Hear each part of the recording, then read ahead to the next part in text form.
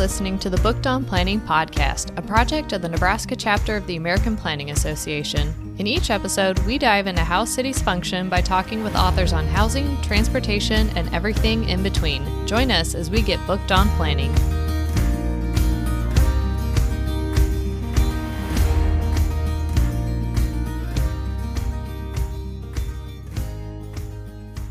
Welcome back, bookworms, to another episode of Booked on Planning. We're continuing the conversation on traffic engineering and narrowing into a part of our conversation that we had with Wes Marshall on traffic engineering manuals. In 2021, Sarah Bronin and Gregory Schill authored Rewriting Our Nation's Deadly Traffic Manual, which was published in the Harvard Law Review. The manual in question is the Manual on Uniform Traffic Control Devices for Streets and Highways, often shorthanded just to the MUTCD, and more often than not, the bane of my existence, amongst a number of other planners, I'm sure. This 800-page document contains engineering guidance on everything from the rule that stop signs are to be read to how to set speed limits with a very questionable method, as you would have heard in listening to Wes on our last episode. This manual is very much vehicle-specific and flow first, safety and mobility last. I really appreciated that this article was written from a legal perspective. Sarah Bronin is a planner and a lawyer who teaches at Cornell, both in the School of Architecture, Art, and Planning and the law school, and her co-author, Gregory Schill, teaches at the Iowa College of Law and the Iowa College of Engineering. So it's kind of an interesting perspective that I don't think we've really heard or seen from in the transportation world at this point. So over and over again, as we were talking with Wes, I kept thinking about how transportation engineers keep falling back on the MUTCD as their legal backstop, but there are plenty of other legal arguments to protect any rational decision made by a professional in the course of their professional duties. Yeah, very interesting connection there. So the MUTCD dates back to 1935 when the Federal Highway Administration adopted it as a guide for the fledgling field of traffic engineering, barely into its first few decades of existence. It's now in its 11th iteration, although adoption is pending in many states. This manual has incredible power in how we design our cities and can result in dangerous street designs and hostile environments. You may have never heard of this manual, but if you've ever been told that your community can't install a pedestrian crossing or paint a crosswalk a fun design, this document is what's prohibiting that improvement. I always got so confused why you couldn't do a fancy crosswalk. That's some of the most iconic art that you've ever seen, like the Beatles walking across Abbey Lane in a really cool crosswalk and whatever. Like, what is that? And in many ways, it makes a lot of sense to have a manual like the MUTCD. The United States is a large country, and it would cause complete chaos if every state had its own set of regulation. It would be very dangerous if green means go in Nebraska, but it means stop in Colorado. So it makes sense to have something that's overarching, and having the uniformity that's laid out in the MUTCD is important. And if the manual had stopped there, it would be a useful document. But unfortunately, it goes significantly further, as you've said, and we talked about with Wes, and it has massive reaching impacts on things like speed and urban design. The MUTCD, while still not a well-known document to the masses, actually became more well-known during its 2020 update to the 11th edition. The Federal Highway Administration proposed revisions that garnered over 26,500 public comments. Not only transportation engineers, but many varied advocacy groups spoke out against the document, which had minimal improvements and would, as the authors put it, quote, perpetuate some long-standing arbitrary, capricious, or discredited rules, even as it introduced new ones bearing the same defects. It does this because it puts vehicle flow first at the expense of the safety of pedestrians, bicyclists, transit users, and other vulnerable road users. Arbitrary and capricious is the legal kiss of death for cities, so maybe we should be considering better alternatives here.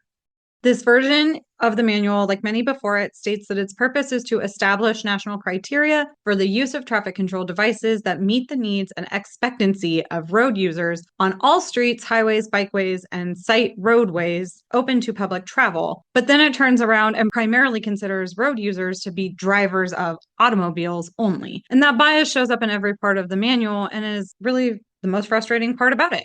One main section of the manual that highlights this car bias is the 85th percentile rule, which justifies speed limits to create free-flowing traffic. The method looks at what speed is traveled at the 85th percentile of drivers on a roadway, then sets the speed accordingly, effectively making the speed what the driver traveling faster than 85% of other cars is going, instead of designing a road for traffic speeds that are safe for the environment and then setting the speed limit accordingly. It also gives traffic engineers the ability to raise the speed limit, even if it would increase safety concerns, to legalize the speeding of those 15% of drivers on a roadway. It, in effect, delegates the interpretation of the law to the small group of drivers violating it the worst. Yeah, it's such a perverse incentive. Instead of rewarding the people who go at or below the posted speed limit, we are rewarding those who willfully break a posted law. It's allowing the actions of the few to endanger the majority, and it doesn't make sense. Additionally, it all but erases the needs or interests of anyone that's actually not in a car. When we should be encouraging multimodal transportation options, we are instead not even taking them into consideration in one of the most influential guidelines on traffic speed out there. The primary focus of the manual is to increase traffic speeds and reduce traffic congestion, a function realized during the pandemic when remote work and lockdowns were prominent. What the article points out, though, is when this was finally achieved, it proved deadly, with 2020 as the highest year-over-year increase in roadway death rates on a per mile traveled basis in 96 years. So you would think, seeing this, that the manual would need a drastic shift in focus from moving cars fast and freely to slowing them down and prioritizing other modes of travel. Sadly, that's not what took place in the 11th edition update.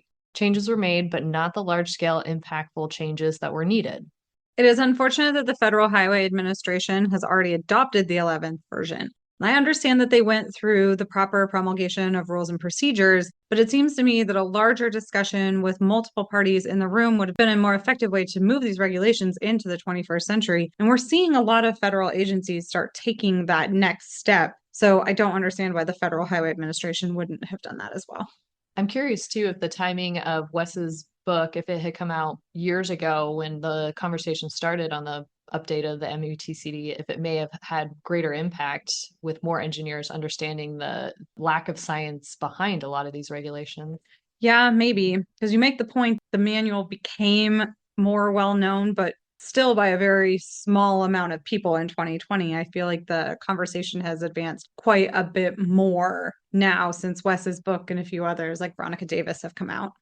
The article proposes 3 areas of urgently needed reform: the elimination of the 85th percentile rule, removing a proposal related to electric vehicles that would cause more harm to vulnerable road users, and the application of principles that reflect broader policy goals and that are informed by more than just vehicle-driven interests. Since this article was published, the manual has been released, and while the 85th percentile is not gone, the approach to setting speed limits has significantly changed so that it's not a primary factor, and other contextual factors such as land use, pedestrian activity, crashes, and others now carry significant weight. This article, like the research from Killed by a Traffic Engineer, underpins the weak foundation that much of the traffic engineering manuals, like the MUTCD, are based on.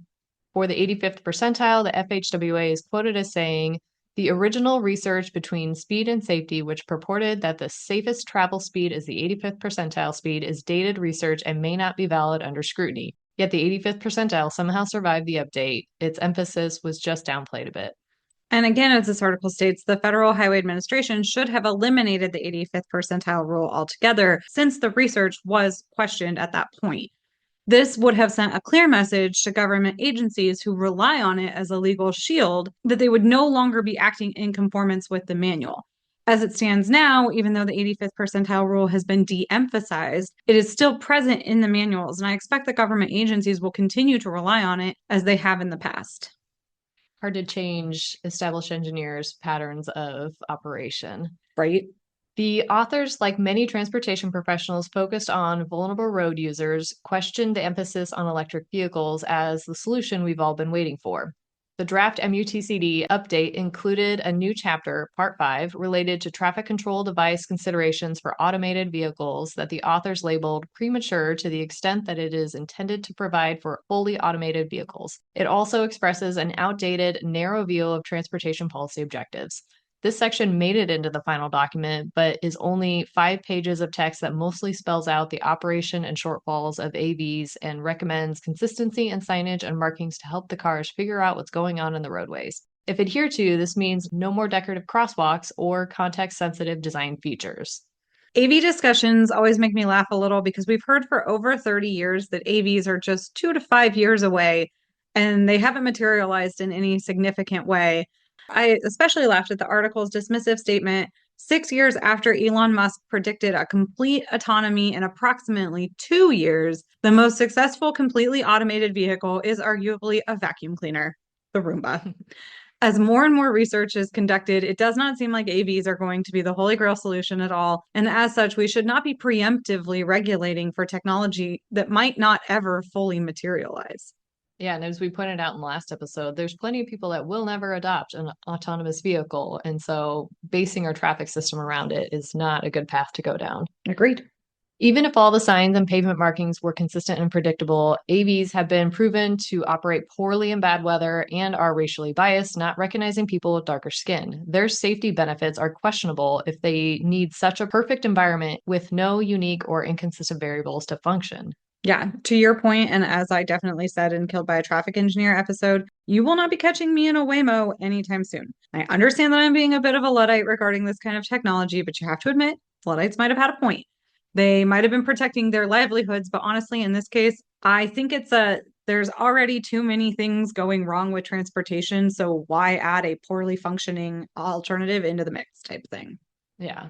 The article leaves off with the lofty goal of rewriting the manual through the lens of three principles: fostering fairness for all types of road users, incorporating diverse expert and community opinions, and facilitating local flexibility and innovation, especially in cities and communities disproportionately harmed by fast vehicular traffic. I feel like starting with that first lens, fairness for all types of road users, will lead to a dramatic reimagining of the manual and its recommendation. If we prioritize non motorized traffic, we would stop requiring over 90 people to make a dangerous crossing before it's warranted for a signal to be put in. We would understand that a signal should be installed if it will increase safety for vulnerable road users.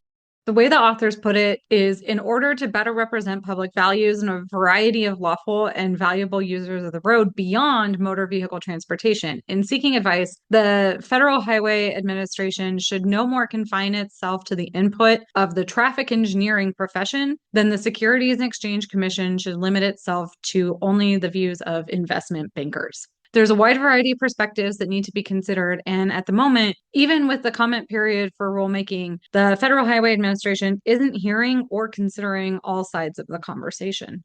The authors recommend opening up the committee membership in charge of the MUTCD update to broaden experience and backgrounds beyond just transportation engineering professionals. This has merit in garnering outside perspectives from bike and pedestrian advocacy groups, environmental and public health experts. I'm also hopeful that as mindsets are shifting and students are graduating with a different perspective and priorities, that the transportation professionals represented on the committee will bring a new, broader vision for the manual.